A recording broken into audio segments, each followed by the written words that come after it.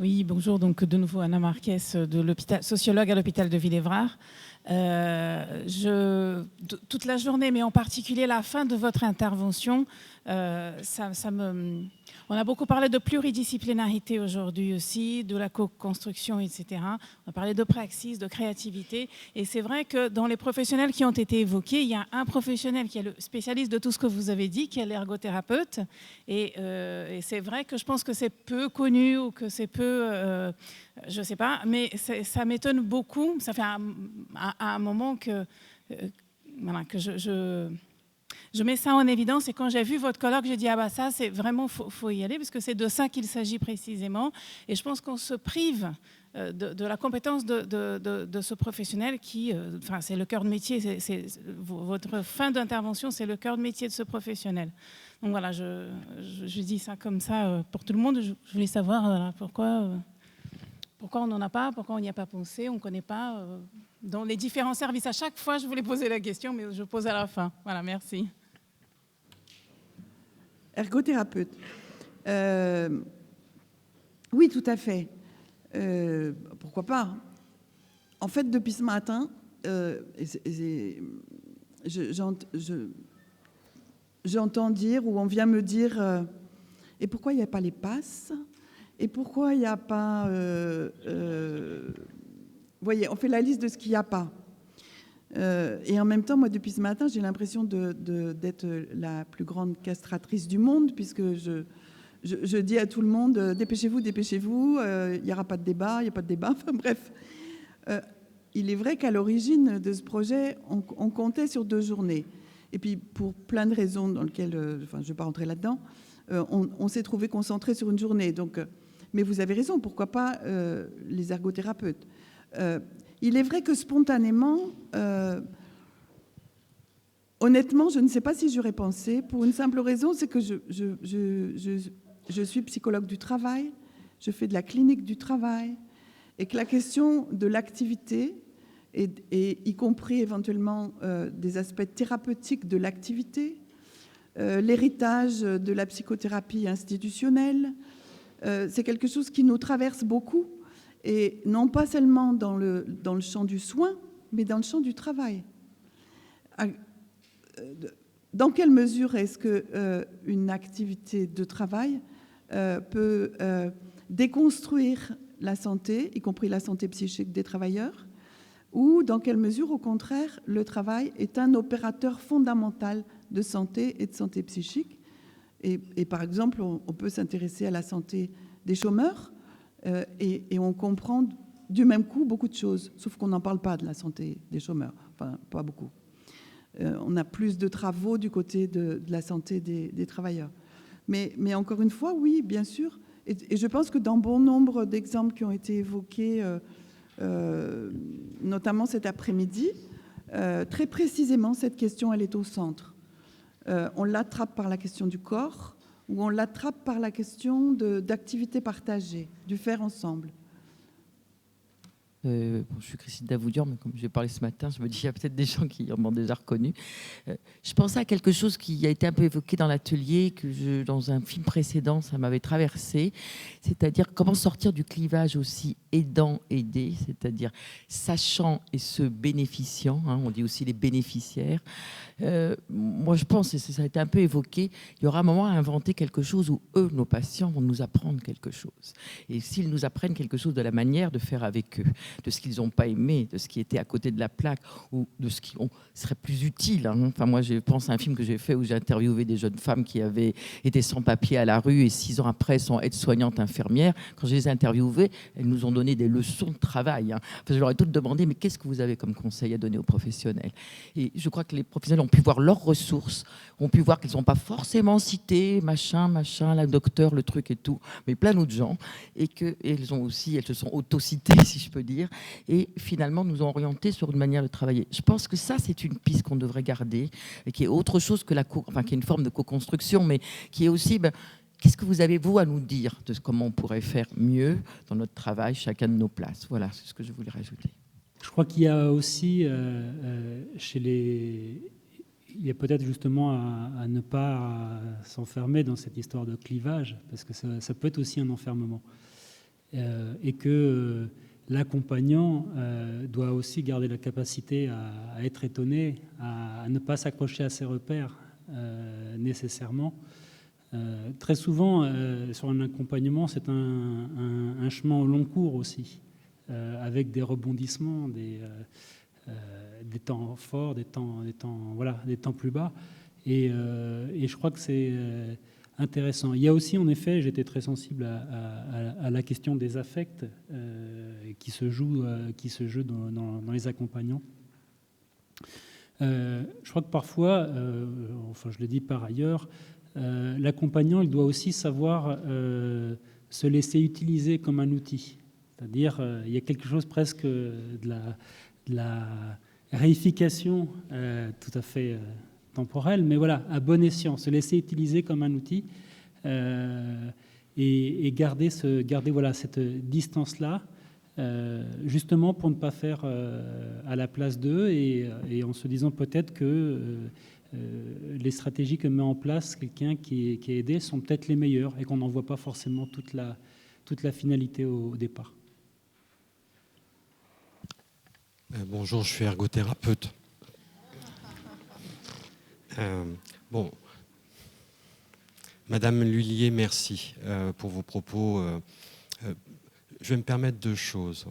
Je vous remercie pour cette émotion que vous avez partagée en début de matinée. En fait, vous avez inscrit l'émotion d'entrée de jeu, en fait. Et puis après, vous nous avez permis d'accéder à une parole en fin d'après-midi, là, et je vous en remercie. Mais je tiens à vous dire que je me reconnais plus en tant qu'ergothérapeute dans la notion d'activité que vous avez développée que dans la notion de travail. Il me semble que le fait, dans le champ lexical, de rapprocher les ergothérapeutes du travail nous ramène à un vieux temps. Ce n'est pas ça l'ergothérapie contemporaine, c'est bien ce souci de l'activité humaine telle que vous l'avez décrite aujourd'hui. Et je me reconnais pleinement dans les trois valeurs que vous avez mises en avant sur le corps, le groupe, l'activité, etc. Donc je vous remercie des paroles que vous avez apportées, mais je me pose quand même aussi la question de se savoir s'il n'est pas nécessaire de conduire les ergothérapeutes à sortir de leur gaine curative pour être dans un champ que je dirais plus social ou préventif pour que le pire n'arrive pas. Parce qu'au bout du compte, si des ergothérapeutes sont en train peut-être de désirer intervenir, je vous rappelle, c'est que nous sentons qu'actuellement les souffrances sont extrêmement importantes et qu'il serait dommage que nous soyons interpellés dans une logique de guerre. Donc avant que les blessés soient réels, il y a déjà dans ce que vous décrivez énormément de blessures symboliques. Et je pense que dans le travail que fournissent les ergothérapeutes autour de l'activité, leur action préventive, je pense, pourrait aider un certain nombre de demandeurs d'asile. En tout cas, je vous rejoins dans l'humanité de vos paroles. Juste peut-être pour souligner que le mot travail est tellement polysémique, est tellement associé au tripalium, que je comprends que vous ayez quelques difficultés à faire un lien entre travail et activité. Et pourtant, dans le travail se joue fondamentalement cette quête d'une activité propre, personnelle et personnalisante. Et je vous renvoie au très beau livre de Toscaïès, Le travail à l'hôpital psychiatrique. Merci. Je vais continuer un peu du côté des ergots parce que moi je suis ergonome. Et merci, du coup vous m'avez encouragé les ergothérapeutes. Et je crois, enfin à ma connaissance, on est peu d'ergonomes à s'intéresser à la question, aux questions des migrations. Et donc du coup je m'interroge un peu conceptuellement autour de l'activité, donc je vais vous soumettre ma question, mais peut-être c'est pas le lieu pour y répondre de façon exhaustive. Mais moi, ce qui m'interroge, c'est de regarder en tant qu'ergonome, avec les outils qu'on peut avoir, ou clinicien de l'activité, voilà, avec les outils qu'on peut avoir, comment on peut aller regarder aussi la question migratoire, la migration comme activité, et comme activité qui fait système, c'est-à-dire qui entraîne des travailleurs alors qui accueillent ou pas d'ailleurs, mais qui travaillent autour de la question migratoire, et comment est-ce que ça déplace le cœur d'activité de tout le monde aussi. ces déplacements qui ont lieu dans la migration et ces déplacements géographiques. Et comment exprimer peut-être que finalement le cœur d'activité des différents métiers ou de l'activité des différents types d'opérateurs, on les appelle en ergonomie, qui travaillent autour de ces questions-là, ne devient pas la question de la migration et de l'activité de migration elle-même.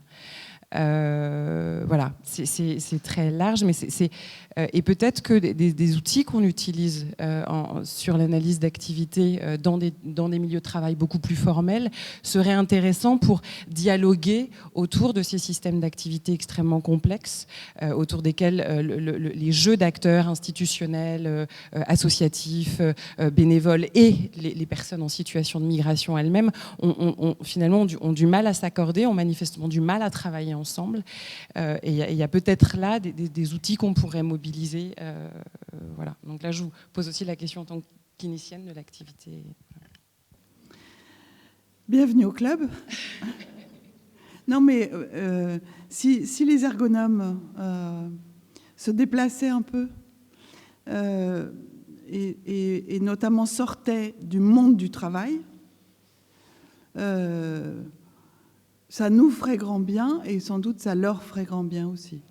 Parce que malheureusement, tant que l'ergonomie reste enfermée dans le modèle tâche-activité et que on reste quand même très fortement arrimé à la sphère du travail au sens du salariat, quoi, en fait. Alors que pourtant, il y a fort à faire ailleurs. Et oui, je pense que ce serait bien utile. Mais je ne peux pas en dire plus, si ce n'est à inviter les ergonomes à prendre l'air, à sortir du monde du travail, au sens étroit du monde du travail. Comment penser, par exemple, en ergonomie, le travail domestique, le travail syndical, le travail associatif, le travail des migrants, etc., etc. Mais c'est un beau projet. Merci beaucoup. Je suis ergo rien du tout, je travaille à la Fondation de France, rien à voir. J'ai une question dans le prolongement de votre dernière intervention sur les personnes qui travaillent auprès des personnes migrantes et notamment les bénévoles. Vous avez parlé de la façon, des risques du bénévolat, des joies, mais aussi des risques et du salariat d'ailleurs, dans des postes très difficiles avec beaucoup de souffrance. C'est une question un peu polémique, donc je m'en excuse, je ne veux pas vous mettre en difficulté, mais j'aimerais pousser un peu le curseur et parler du recrutement. Est-ce qu'en fait, il y a des gens qu'on ne devrait pas accepter, par exemple comme bénévole, parce que c'est beaucoup plus difficile de dire non à un bénévole que de choisir un candidat à l'embauche parmi d'autres, parce que c'est trop lourd, parce que c'est trop difficile, parce qu'il a vécu une situation peut-être trop proche de celle qu'il aura à avoir. Et comment aider les associations à peut-être faire attention dans leur recrutement pour ne pas mettre en difficulté les personnes qui vont faire entrer chez eux et aussi, évidemment, par ricochet, les personnes qu'ils accompagnent. Je vais répondre pour le COMED. Il se trouve que l'association se convertit peu à peu au bénévolat il y a quelques années. Elle a été fondée au départ par des bénévoles il y a 40 ans. Elle s'est entièrement professionnalisée et aujourd'hui, depuis quelques années, elle intègre de nouveau des bénévoles et dans l'ensemble de ses champs d'activité. C'est-à-dire cela va des accueillants, et c'est un rôle crucial au COMED, aux médecins et à toutes les autres formes d'activité du social et du sanitaire. On considère au COMED que le bénévole est un salarié un professionnel sans salaire. Donc on utilise exactement les mêmes critères et à l'expérience on dit non à des bénévoles lorsqu'il nous semble que les motivations ne semblent pas correspondre entièrement à ce que à l'esprit dans lequel on œuvre dans l'association. Et notamment la dimension caritative. C'est-à-dire que l'approche caritative n'est pas forcément celle que l'on va privilégier au COMED, et que donc du coup, dans cette approche-là, on va plutôt réorienter vers d'autres associations. Donc la contrepartie de cette exigence de professionnalité, c'est-à-dire on exige les mêmes compétences de fait, alors avec la même formation, c'est l'inclusion dans l'équipe professionnelle à tous les effets, c'est-à-dire la participation à toutes les réunions, au groupe de supervision, enfin voilà, donc dans l'ensemble. Et que finalement, voilà, c'est cette identité-là qui fait qu'on arrive à travailler ensemble. Voilà.